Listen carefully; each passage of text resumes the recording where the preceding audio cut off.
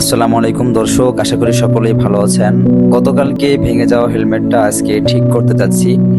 চলুন সেই ফাঁকে আমরা বাচ্চাদের নিয়ে গুরুত্বপূর্ণ একটি বিষয় সম্পর্কে জানি। সেটা হচ্ছে ইসলামে নজর লাগার বিষয়টা কিন্তু আসলে সত্য এবং এ বিষয়ে বর্ণনা পাওয়া যায়। মানুষের নজর লাগা যেমন তেমন দুষ্টু জিনদের নজর লাগাটা খুবই ভয়ানক। বিশেষ করে বাচ্চাদের ক্ষেত্রে অনেক সময় প্রতিবন্ধী হওয়া থেকে শুরু করে অনেক রকম অনাকাঙ্ক্ষিত ঘটনা ঘটে যায়। সেই ক্ষেত্রে গ্রামের বাড়িতে দেখা যায় যে মা বোনেরা বাচ্চার কপালে কাজল মেখে বাহিরে নিয়ে যায় যেন নজর না লাগে।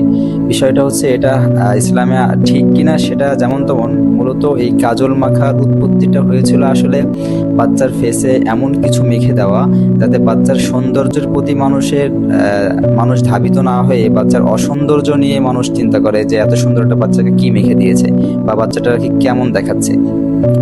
তো সেটা আসলে এখন ডাইভার্ট হয়ে মানুষ এমনভাবে কাজল মাখে যে একটা অসুন্দর বাচ্চাকেও কিন্তু দেখতে সুন্দর লাগে।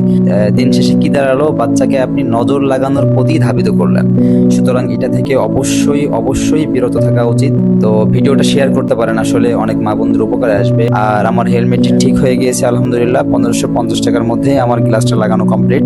তো সবাইকে অসংখ্য ধন্যবাদ ভিডিওটি দেখার জন্য। দেখা হবে পরবর্তী ভিডিওতে ইনশাআল্লাহ। সবাই ভালো থাকবেন, আল্লাহ হাফেজ।